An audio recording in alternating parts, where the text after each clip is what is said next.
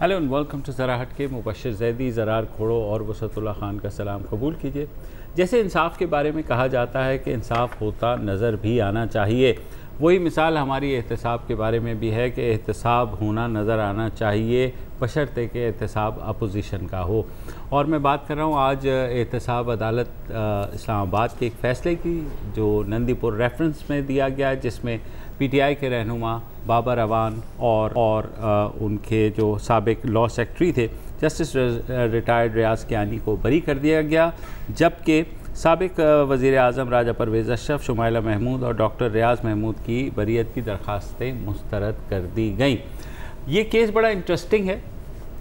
2007 में इस केस का जो मुआहदा हुआ था, 2009 में एक अपील लीगल ओपिनियन के लिए, जैसे भी जो भी बैनुल अक़वामी मुआहदे होते हैं, नंदीपुर प्रोजेक्ट जो है उसके मुआहदे के लिए लीगल वेटिंग के लिए भेजा गया लॉ मिनिस्ट्री को। और लॉ मिनिस्टर उस वक्त थे बाबर अवान साहब, पीपल्स पार्टी की हुकूमत थी।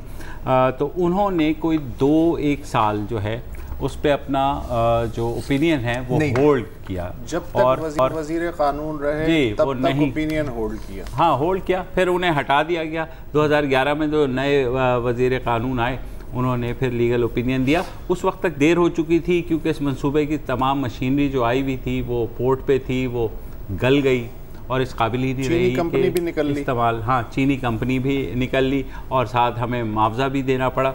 तो उस वक्त के जो ख्वाजा आसिफ साहब हैं, जब वो ये मुकदमा लेकर के सुप्रीम कोर्ट चले गए, उन्होंने कहा जनाब ये कौमी ख़जाने को अरबों रुपए का नुकसान हुआ। 27 अरब वो बाद में जो डिटर्मिन हुआ, उन्होंने कहा अरबों रुपए का नुकसान हुआ। अदालत ने कहा जी बिल्कुल, उस के ऊपर कमीशन बना देते हैं। कमीशन का फ़ैसला ये आया कि जनाब ये लीगल जो डिले हुआ है उस वजह से ये नुकसान हुआ 27 अरब रुपए का।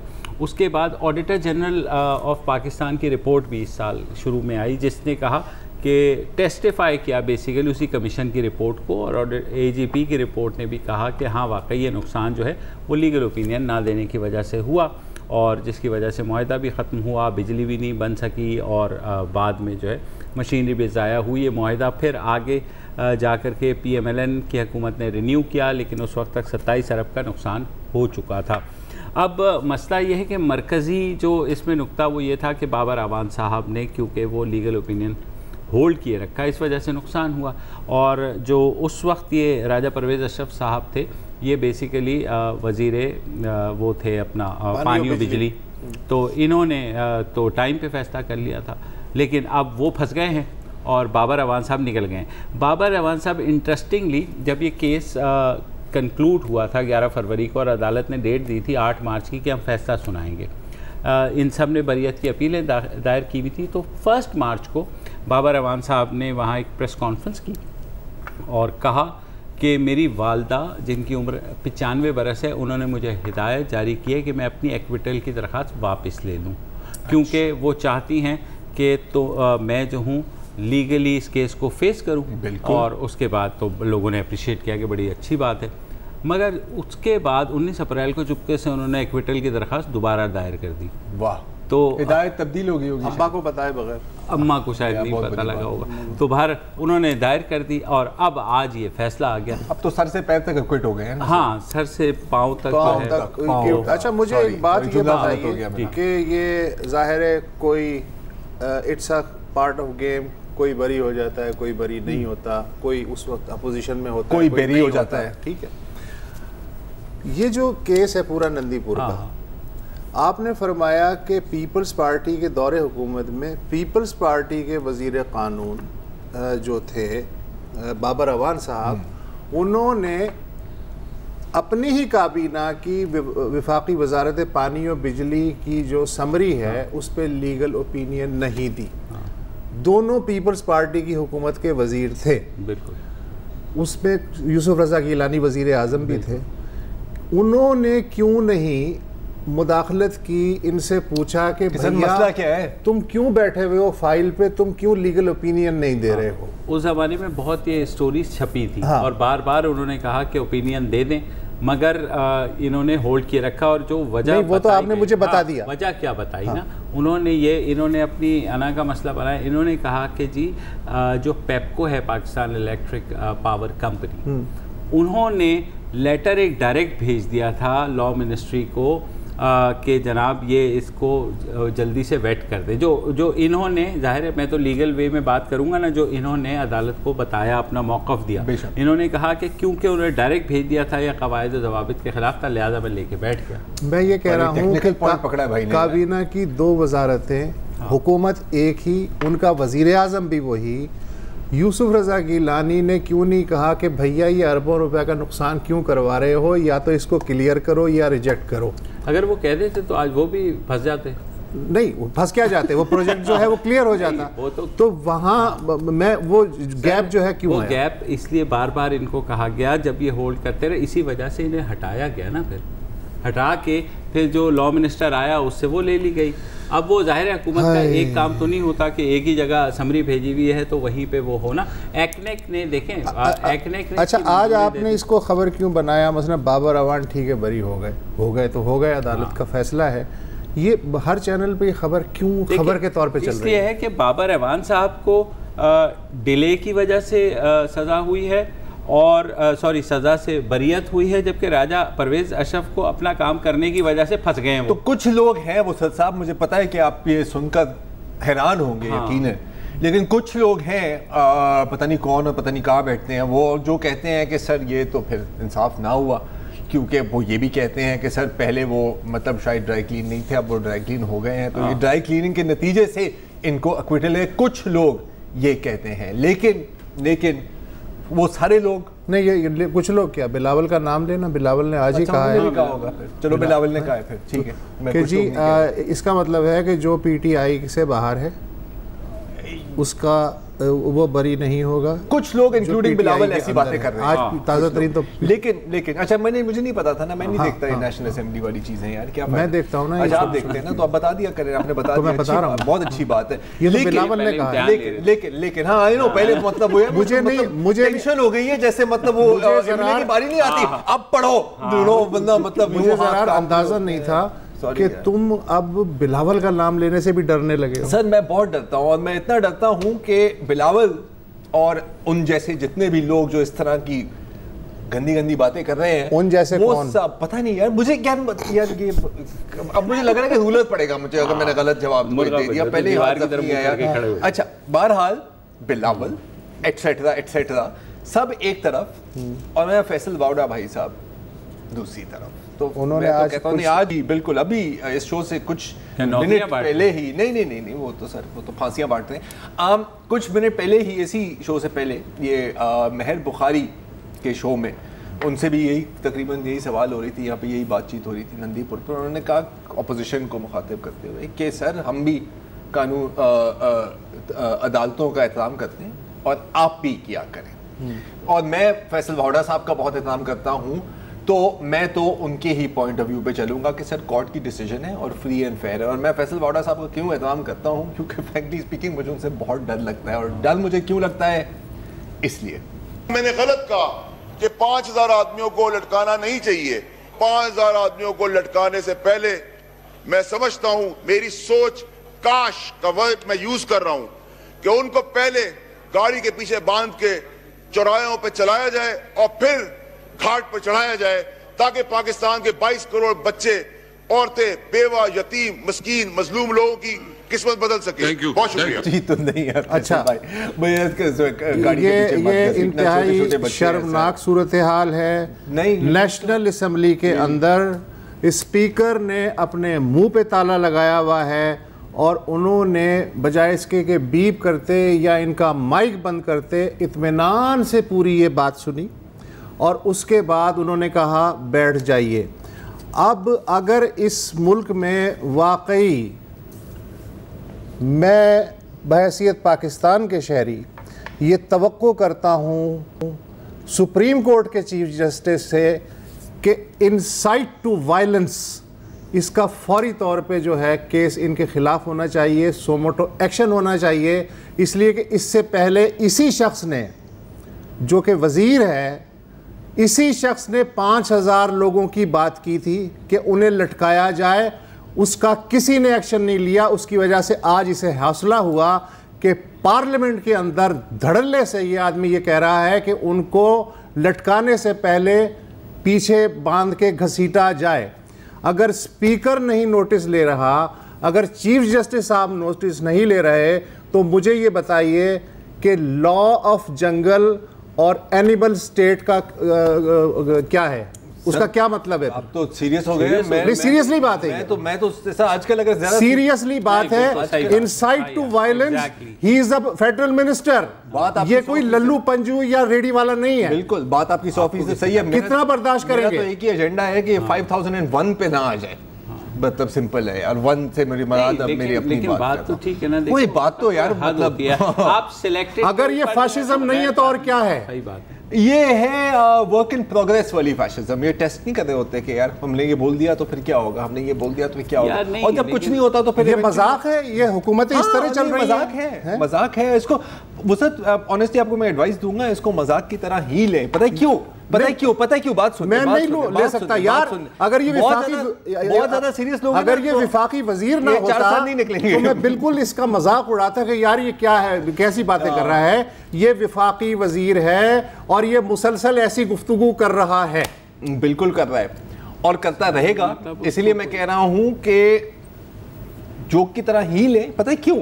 क्योंकि ये है एक बहुत बड़ा जोक, एक बहुत बड़ा मजाक। रियासत के साथ मजाक है यार, तो मैं और क्या कहना चाह रहा हूँ, ये एक बहुत बड़ा जोक है।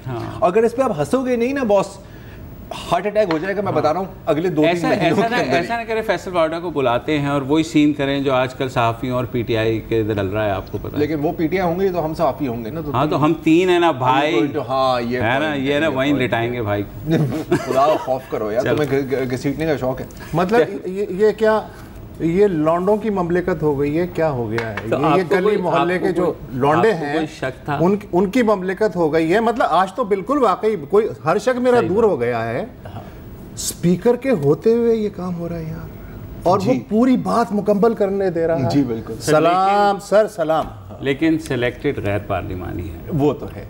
एक ब्रेक ले।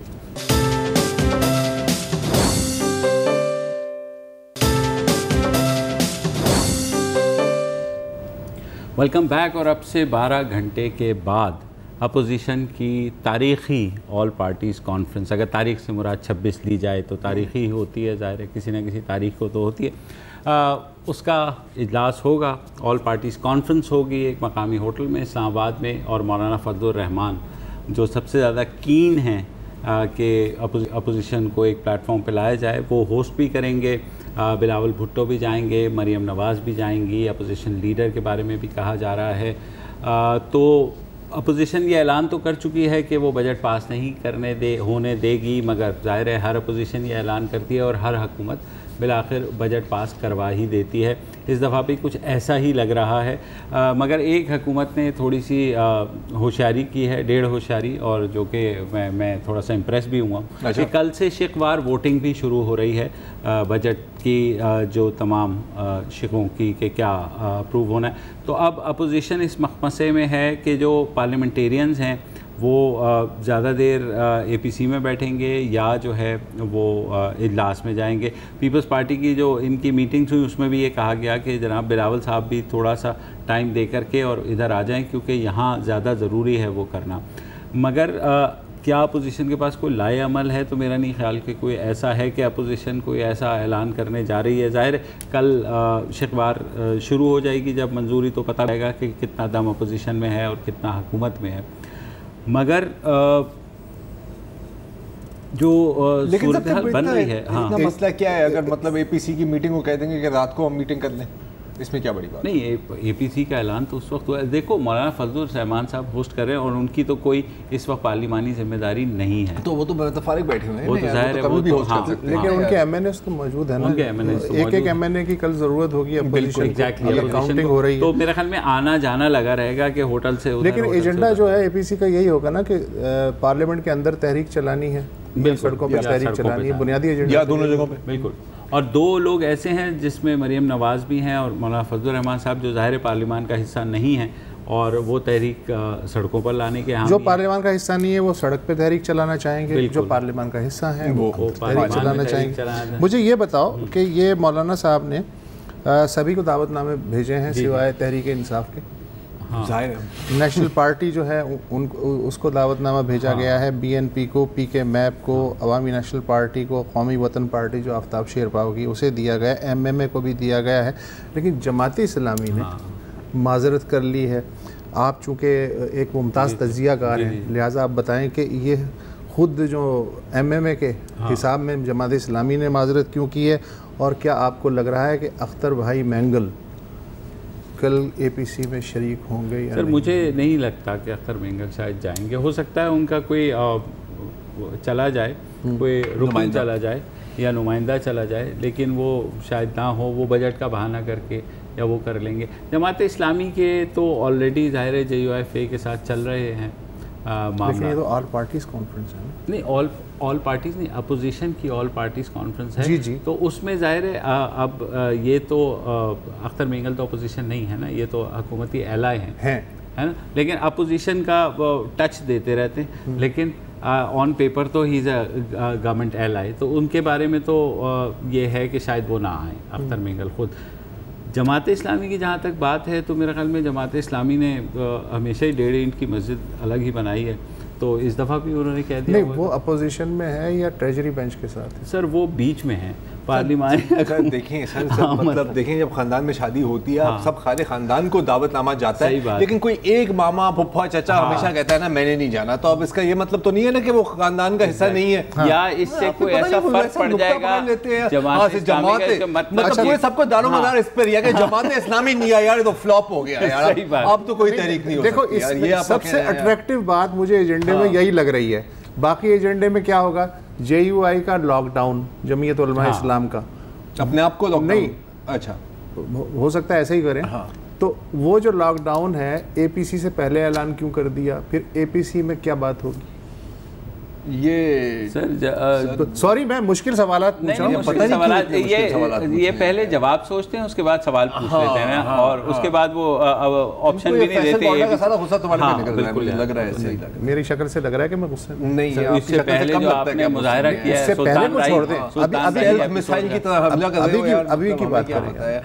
हाँ अच्छा, तो क्या शहबाज शरीफ साहब भी होंगे? मुझे यही मैं कह रहा था, शहबाज शरीफ साहब जाएंगे और आपको मिसाल के मईशत पर तो बात नहीं होगी। हाँ, वो तो फिर काफी फ्लॉप सीन निकल गया यार। मतलब पूरे 3 घंटे की स्पीच दी शहबाज साहब ने और एक जुमले में पूरी की पूरी रद्द कर दी मरियम नवाज शरीफ साहिबा। अभी हम स्पॉइल नहीं करना चाहते, बड़ों के साथ ऐसा नहीं किया जाता है यार, गलत बात है। ज़ाहिर है लंबी लंबी तकरीरें भी होंगी, धुआंधार तकरीरें भी होंगी और शायद कोई एलामिया भी आ जाएगा बड़ा लंबा चौड़ा कि हम ये नहीं करने देंगे, ये नहीं करने। मौलाना पे कैमरे फोकस करेंगे, इसलिए प्रेस कॉन्फ्रेंस तो बहरहाल हुई बिल्कुल जाहिर है।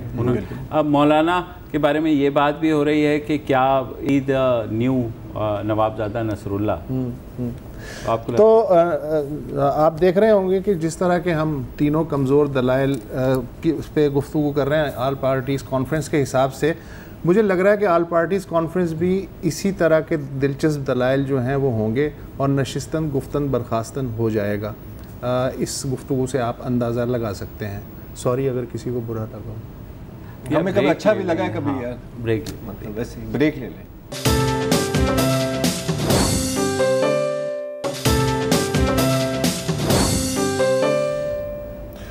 Welcome back. पाकिस्तान के लिए ये साल बड़ा अजीब साल है। मसाइब जो हैं वो जोड़ियों के शक्ल में आ रहे हैं, तनहा नहीं आ रहे। कर्ज़े का मसला हो, बदइंतज़ामी का मसला हो, डायरेक्शन लेस होने का मसला हो, ये कुछ भी नहीं है। अब जो मसला है वो है कि कपास की फसल को कैसे बचाया जाए, क्योंकि 97 के बाद तकरीबन क्या कहना चाहिए 22 साल के बाद, 22 साल के नहीं 22 से भी 97 जी 97 22 साल के बाद पाकिस्तान के सर पे एक ख़तरा मंडलाते मंडलाते फसलों पे बैठ गया है और वो है टिड्डी दल का ख़तरा। इस वक्त कहा यह जा रहा है कि सिंध के 7 अज़ला दादू, मटियारी, जामशोरो, खैरपुर, नौशेरो, फिरोज़, नवाबशाह, सांगड़ और जुनूबी पंजाब में रहीम यार खां तक का जो इलाका है, यानी रहीम यार खां से लेकर थर तक का जो इलाका है वो टिड्डी दल के ख़तरे में है। मुमकिना मुतासरा इलाका जो है वो तकरीबन 3 लाख स्क्वायर किलोमीटर बनता है। अच्छा, ये अचानक से टिड्डी दल का ख़तरा नहीं आ गया कि जी एक सुबह हम उठे और देखा कि ये सिलसिला है। जनवरी से इसकी हिस्ट्री शुरू हो रही है। जनवरी में सूडान और इरिट्रिया से टिड्डी दल उड़ा, यमन और सऊदी अरब पहुंचा। फरवरी पूरा जो है उन्होंने वहाँ गुजारा। उसके बाद फरवरी के एंड में ये टिड्डी दल ईरान में दाखिल होने शुरू हुए। ईरान के बाद ये बलूचिस्तान में आए और बलूचिस्तान से अब सिंध की तरफ वो आ गए हैं और कम से कम मैंने अर्ज़ किया कि 7 अज़ला में लगभग एमरजेंसी की सूरत हाल है। अच्छा, मसला ये है कि बारिश चीज़ है। अप्रैल और मई में मगर बलूचिस्तान में जो बारिशें हुई, इसलिए कि टिड्डी दल जो है वो उसके जो अंडे हैं वो खुश्क ज़मीन पे बारावर नहीं होते हैं, ज़रा सी नमी और थोड़ा सा सब्ज़ा चाहिए होता है। तो उन बारिशों ने वो कंडीशन पैदा की कि जिसमें जो ईरान से टिड्डी दल आया था उसके बच्चे हुए, जल्दी से ये जवान होते हैं और उसके बाद उन्होंने सिंध का रुख किया। चंद जो बलूचिस्तान के अज़ला थे उसमें शोबा तहफ़्फ़ुज़ नबातात और महकमा ज़राअत की जो कुछ गाड़ियाँ हैं उन्होंने कोई स्प्रे वगैरह करने की कोशिश की, लेकिन एक डिस्ट्रिक्ट के डीसी ने कहा कि घबराना नहीं, ये टिड्डी दल जो है ये यहाँ नहीं रुकेगा, सिंध की तरफ जा रहा है और सिंध वाले निमटें, हमारी तरफ से जो है ये उन्होंने कहा कि इससे तदारुक हो जाएगा। अच्छा, सिंध इस तरफ है। मसला यह है कि शोबा तहफ़्फ़ुज़ नबातात जो है वो फेडरल जो वजारत है फूड एंड सिक्योरिटी उसके मातहत ये इदारा है और शोबा तहफ़्फ़ुज़ जो नबातात है उसी की ज़िम्मेदारी है कि वो टिड्डी दल का सद्देबाब करे। सिंध में सखर एयरपोर्ट से सिर्फ एक जहाज़ उड़ा, नारा के इलाके में उसने स्प्रे वगैरह किया है, कुछ गाड़ियां हैं। विफाकी वज़ीर फूड एंड सिक्योरिटी ने वहाँ का दौरा किया और उन्होंने इत्मीनान ज़ाहिर किया कि 10,000 मुरब्बा किलोमीटर के इलाके में स्प्रे हो गया है। भाई ये 3 लाख मुरब्बा किलोमीटर का इलाका है जो मुतासिर है। ये 2 तरफ़ा हमला है। हिंदुस्तान टाइम्स में पढ़ रहा था जैसलमेर राजस्थान, वहाँ मई से टिड्डी दल का हमला शुरू है और जैसलमेर जो है वो सरहदी इलाका है। तो ये 2 तरफ से मामला जो है आ रहा है। अब आने वाली हैं मानसून की बारिशें जी, तो ये जल्दी से ये ख़तरा जो है वो डेसिपेट होता हमें नज़र नहीं आ रहा। तो अब बताइए क्या करें, ये एक और मसला है। अच्छा, आपने ईरान का जिक्र किया, आपने मेखल कुवैत का भी शायद ये पूरा गल्फ का है जी, गल्फ का भी, गल्फ से भी आगे पहुंच गए, ये मेडिटेरेनियन तक भी पहुंच गए, बहररूम तक। जी हाँ, इनफैक्ट बहररूम तक। और इटली का एक जजीरा है सार्डिनिया, और ये मैं जून की पिछले माह, इसी माह की बात कर रहा हूँ इनफैक्ट, कि वो कह रहे थे कि 60 साल बाद इतना बड़ा एक लोकस्ट का स्वॉर्म हमारी तरफ आया है और 2000 हेक्टेयर ज़मीन वो खा गए। आपको पता है मिनटों में सफाया करते हैं ना, जैसे किसी भूखे के हाथ में खाना दे दो। अच्छा, 2000 इंटरेस्टिंग बात है कि 2013 में इजराइल में भी आए थे और मतलब सारे जो काश्तकार थे तंग आ गए थे कि हर एक चीज़ खाते जा रहे हैं। तो वहाँ पर उन्होंने कहा कि यार नहीं छोड़ो यार, हम इनको ही खा लेते हैं। तो हर घर में तकरीबन जहाँ पर जो मुतासिर इलाके थे वहाँ पर या तो फ्राई हो रहे हैं या लोकस या तो चॉकलेट में।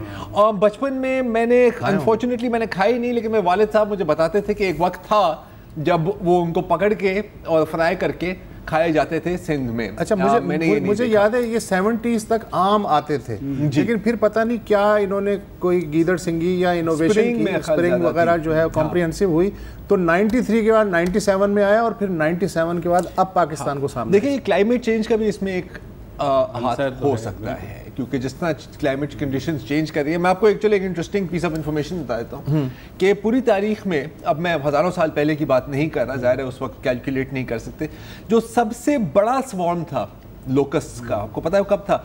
1875 में अमेरिका में, और वो इतना बड़ा था कि मैं सिर्फ स्वॉर्म की बात कर रहा हूँ, मैं मुतासिर इलाके की बात नहीं कर रहा। 2 लाख स्क्वायर मील का सिर्फ वो स्वॉर्म था। 2 लाख स्क्वायर मील कितने होते हैं? मतलब कि पूरे सिंध और बलूचिस्तान को वो एक वक्त पे कवर कर सकता था, और 5-6 पंजाब के ज़िले भी उसमें आप शामिल कर दें। या अगर आप इस तरह करना चाहते हैं तो जो पूरी यूके है आयरलैंड समेत, उसकी 2 गुना ज़मीन को वो एक वक्त पर कवर कर सकते थे। लोग कहते थे कि ऐसे था कि जैसे दिन दिहाड़े रात आ जाती थी।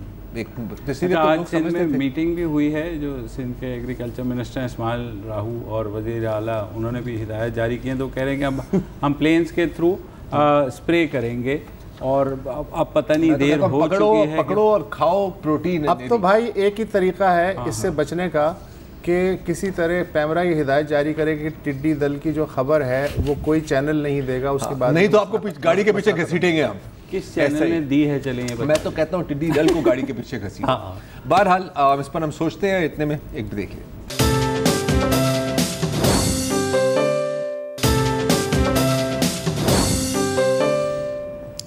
नईमुल हक साहब को तो आप अच्छी तरह से जानते होंगे, वज़ीर आज़म इमरान खान के बहुत पुराने दोस्त और बहुत करीबी साथी हैं। और जी नाक का बाल भी बाज़ लोग कहते हैं, जो भी लोग बहुत चीज़ें कहते हैं।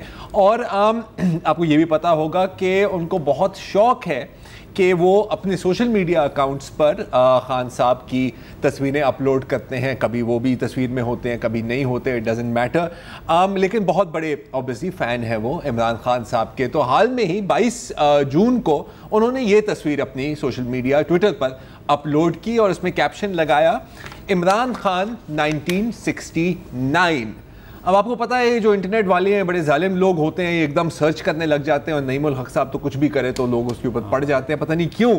और लोगों ने सर्च की, रिवर्स सर्च की और कहा कि नहीं सर ये आपसे शायद गलतफहमी है, आपसे गलती हो गई है, ये इमरान खान साहब नहीं हैं, ये बल्कि सचिन तेंदुलकर साहब हैं। और काफ़ी वेबसाइट्स भी दिखाई है, देखें कितने प्यारे हैं सचिन भाई, अभी भी इनका हेयर स्टाइल चेक करें आप। और उन्होंने कहा कि जी ये आपने गलत तस्वीर लगाई है, लेकिन पूरा जहान एक तरफ और नईमुल हक साहब दूसरी तरफ। और मैं नईमुल हक साहब के साथ ही इसमें खड़ा हूँ। यकीनन ये इमरान खान साहब की ही तस्वीर है और मैं इसमें अकेला नहीं हूँ, क्योंकि और बहुत लोगों ने भी फिर अपनी पुरानी तस्वीरें और फेमस लोगों की अपलोड करने लगी। जैसे कि एक है साहब घास फूस डॉक्टर, उनका नाम है ट्विटर पर। उन्होंने कहा कि जी बिल्कुल सही बोल रहे हैं नईमुल हक साहब, ये देखें वज़ीर आज़म इमरान खान साहब के साथ कौन बैठे हुए हैं, बिलावल भुट्टो। ये आप देख रहे हैं बिलावल भुट्टो उनके साथ बैठे हुए हैं। कुछ लोगों ने कहा कि यार सही है यार, आपका कप्तान है और आपका कप्तान वज़ीर आज़म बन गया, लेकिन जो मौजूदा पाकिस्तान क्रिकेट टीम के कप्तान हैं उनकी भी तो कोई पुरानी तस्वीरें होनी चाहिए। तो अगली तस्वीर एक और साहब ने ये अपलोड की और देखा ये हमारे सरफराज भाई लाइट की लेडी 7 के पोज में कितने प्यारे लग रहे हैं यहाँ पे। उस वक्त भी अभी भी कंसिस्टेंसी स्पोर्ट्स में बहुत एक इंपॉर्टेंट चीज़ होती है। आप देख रहे हैं कितनी कंसिस्टेंसी है। फिर कुछ लोग इससे भी आगे निकल गए, उन्होंने कहा कि यार आप छोड़ें, आपको एक ग्रुप शॉट दिखाते हैं पूरी पाकिस्तान क्रिकेट टीम की फ्रॉम 1933। अब अगर आप में से कुछ मुल्क दुश्मन अनासिर हैं वो कहेंगे कि जी उस वक्त तो पाकिस्तान कायम ही नहीं हुआ था और ये कलर फोटो कहाँ से आ गई। तो सर ऐसी बातें ना किया करें, नहीं तो फैसल बावड़ा आ जाएगा जी। फिर जाहिर है फैसल बावड़ा साहब की बात की तो हम थोड़ी सी सियासत की तरफ भी आते हैं। और लोगों ने माय फेवरेट मिनिस्टर की भी तस्वीरें की है। मेरा फेवरेट मिनिस्टर कौन है? फवाद चौधरी। फवाद चौधरी की भी तस्वीर ये अपलोड की, आप देख रहे हैं 1979 की। और ये 1979 की तस्वीर क्यों है? क्योंकि आजकल की महंगाई में एक दिन 8 बोतल कंडीशनर कोई नहीं इस्तेमाल कर सकता और ये 8 बोतल कंडीशनर के ही बाल है। लेकिन ये बेस्ट ये नहीं best last but not least ये है तस्वीर 1994 की, मिर्जा लाल बेग ने अपलोड की है। ये आप देखें अनवर मकसूद साहब, और माशाल्लाह कितने फिट होते थे ये। और फिर मतलब ये थिएटर की जो लाइफ है ना यार, ये कसम से ख़त्म कर देती है बंदे को। लेकिन that is my personal favourite. अच्छा, अब इससे और कुछ अगर साबित होता है या नहीं होता, वो ये है कि आप हमें क्रिकेट में मार सकते हैं, मीम्स की जंग में पाकिस्तान को कोई शिकस्त नहीं दे सकता। ख़ास तौर पर ये जो हमारे पड़ोसी जानी दुश्मन है, ये जो इंडिया वाले, वो हमें नहीं हरा सकते। लेकिन इसमें ज़्यादा खुश होने की बात नहीं है, क्योंकि अगर मीम्स की जंग में हम आ गए हैं तो मीडिया की जंग में उनका कोई मुकाबला नहीं है सर। मतलब भूल जाएं, एक आपके हाथ में तलवार है और उनके हाथ में रॉकेट लॉन्चर है। सबूत चाहिए? ये देखिए कहानी मोदी के पिछले जन्म की। प्रधानमंत्री मोदी एक अच्छे प्रशासक हैं, ओजस्वी वक्ता है। वो देश को नई ऊंचाइयों पर ले जाने के मिशन में लगे हुए हैं। इस मिशन की प्रेरणा उन्हें कहां से मिलती रही है, ये बातें वो कई बार बता चुके हैं। लेकिन ये बात उन्हें शायद खुद भी न पता हो कि इन सबकी जड़ में है उनका पिछला जन्म। आज हम आपको बताएंगे मोदी का सबसे बड़ा राज। कि हिंदुत्ववादी छवि वाले नरेंद्र मोदी पिछले जन्म में थे कट्टर मुसलमान। ये है कहानी मोदी के पिछले जन्म की। ये है अब तक का सबसे बड़ा खुलासा।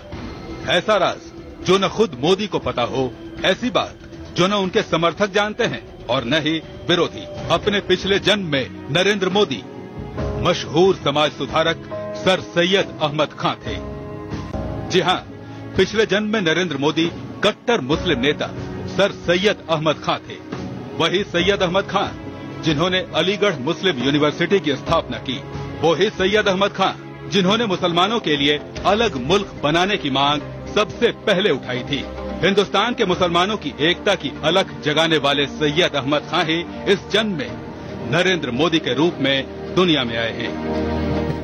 ठीक है, हम यार जाहिद अहमद भाई कहते हैं ना कि किसी दिन मुसलमान भारत को फतह करके ही रहेंगे एक बार फिर, तो इसका सबूत आपने देख लिया। अब इसका आप कैसे मुकाबला कर सकते हैं? आप कर सकते हैं इसका मुकाबला? नहीं तो मोदी को पाकिस्तान आ जाना चाहिए। मेरा ख्याल है ऐसा ही करना अगर वो चाहिए। सर सही है सर वो तो हमारे से ऊपर फ्लाईओवर भी नहीं करता बेचारे को।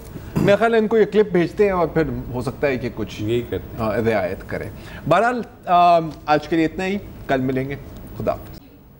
अस्सलाम वालेकुम। अगर आपको हमारे शो पसंद आया है तो प्लीज़ हमारे YouTube चैनल को सब्सक्राइब करें और अगर मुनासिब समझे तो इस वीडियो को लाइक भी कर लें, तो कोई हर्ज नहीं है। और शेयर भी कर लें और कमेंट भी कर दें जी, वरना वो सब ऐसे ही लिखते रहें। और ये जो दोनों कह रहे हैं ये कर लें जी प्लीज़, नहीं तो हमें भी घर जाना है, मैं आपके कंप्यूटर में नहीं रहना 24 घंटे। सही बात।